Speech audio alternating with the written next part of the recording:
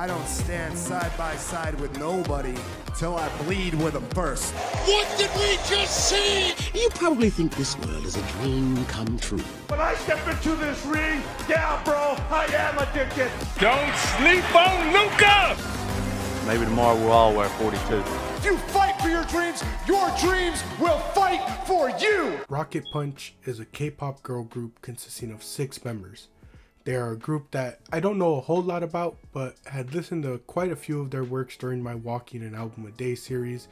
Back on day 70, I listened to Doki Doki Love.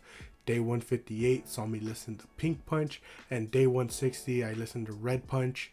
This doesn't even account for some of their other works that I listened to on my own time, and it is that reason why I selected them to be next. To put simply, while I listened to these works, I personally felt like I didn't give them my full attention while listening. While I enjoyed their works, I wanted to give them my full attention to give a proper opinion on their discography.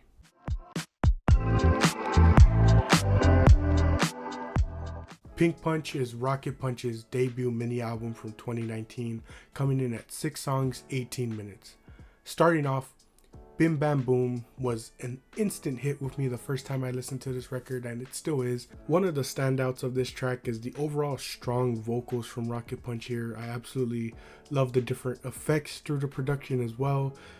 Rocket Punch's production reminds me of Cherry Bullet at times, but also has this unique feel specific to them. Love Is Over is always a track that sticks out to me with each listen. The vocal approach on this record is so unique. One of my favorite features is the vocal overlaps. The production again is also unique to me. It just feels different than other K-pop records.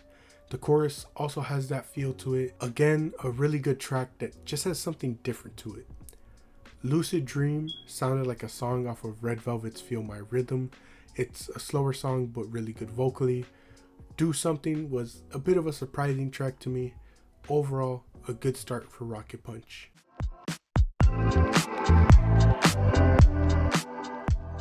Red Punch is Rocket Punch's follow-up record in 2020, coming in at 7 songs, 21 minutes. Every time I listen to this record, the intro to Bouncy always catches me off guard. So Solo is a song that takes a unique approach and style that I think works out for Rocket Punch. It goes in various directions production-wise that I enjoy. Their vocal work is also really good. But the vocals towards the end of the song always get me. It's one of my favorite vocal portions from the group on this record specifically. While I wasn't a fan on first listen, Fireworks really grew on me during the listening process of this discography review. The beginning of Paper Star always catches me off guard a bit because it sounds so much like a start to a Spanish song. I actually ended up liking this record even more than I did on previous listens. Songs like Firework, Paper Star, and Lilac connected a lot more than previous listens. It wasn't that I thought they were bad, but mainly that they didn't stick out to me on first listen. Now though, I actually enjoyed the variety and think they're great tracks. However, my favorite off this record is still Girlfriend. I might go as far as to consider this their magnum opus, just a song where everything fits perfectly. This is one of those songs that I would consider a good representation of the K-pop genre. Lovely vocals, fun production, and just that upbeat feel to it.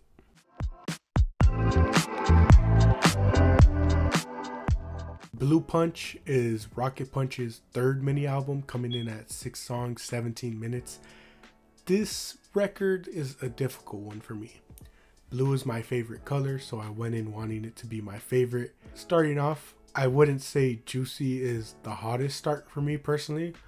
This is a song where that sort of like bubblegum feel of it is just a bit too much. This song is loud and has a lot going on that personally doesn't make me enjoy it as much as others. I thought Summer Punch was a fun record. At this point in the record, one of the first thoughts I had was that for whatever reason, it has that High School Musical feel to it, and that may partly be the reason why I wasn't enjoying this record as much. It was very much giving me flashbacks to Shot Clock by Twice. Twinkle Star is the one song that I really enjoy. It felt a bit more like the sound of their previous records. I also liked a lot of the vocals on this one, very smooth but also powerful at times. The last song is a bit of a stronger note to end on, but unfortunately I just don't like this record as much as the others. Even after multiple listens, I just don't connect with it like some of the other ones, and it's to the point where I think I might be trying to force myself to enjoy it just because blue is my favorite color.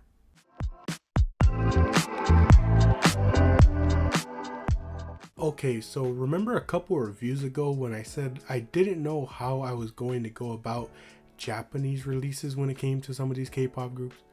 Well, I decided to try and include them in these videos, and of course the first group I do that with, they give me a Japanese release that would later be featured on as like Korean versions on another record. I didn't even notice it until I went to do my re-listen of Doki Doki Love and said to myself, why do some of these titles look familiar? So I'm just gonna combine these two together, especially because just like the last record, I don't have a whole lot to say. Bubble Up is a Japanese release from Rocket Punch, coming in at 6 songs, 17 minutes. Doki Doki Love is Rocket Punch's first studio album release, coming in at 7 songs, 23 minutes. I liked the vocals on Jolly Jolly, but didn't like the chorus too much.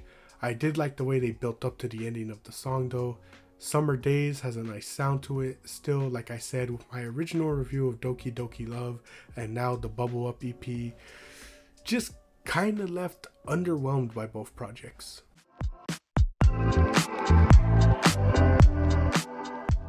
Yellow Punch is the 4th mini album release, coming in at 6 songs, 18 minutes. We start this album off with Chiquita, and it is an absolute smash hit for this record. This song is extremely catchy with top tier vocal work and a perfect beat to match that. In My World was very much the same, a fun upbeat song that continues the pace and mood of Chiquita. By this point in my walk, I was thinking to myself and even noted down, this could be giving Pink Punch and Red Punch a run for their money. When it comes to Red Balloon, I enjoyed the feel and pace, but I wouldn't necessarily say it's a favorite of mine.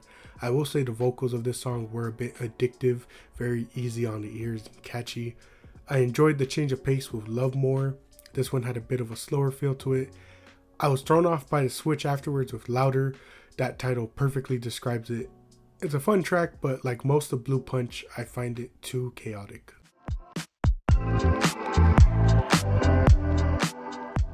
And with that, we wrap up Rocket Punch, and I know this one is a bit short, like really shorter. I mean, this video is especially short in comparison to the last discography review of Outkast, but personally, I actually enjoy these K-pop discography reviews because of that. They tend to be shorter and easier to put out than others. Now, that doesn't mean I'm not putting the same effort into these. I think it's just as simple as K-pop being such an easy genre to talk about. Rocket Punch is a fun group that I now look forward to hearing more from. So as it stands, my current rankings for Rocket Punch's discography goes as follows. Bubble Up / Doki Doki Love at last, followed by Blue Punch, Pink Punch, Yellow Punch, and finally Red Punch at first.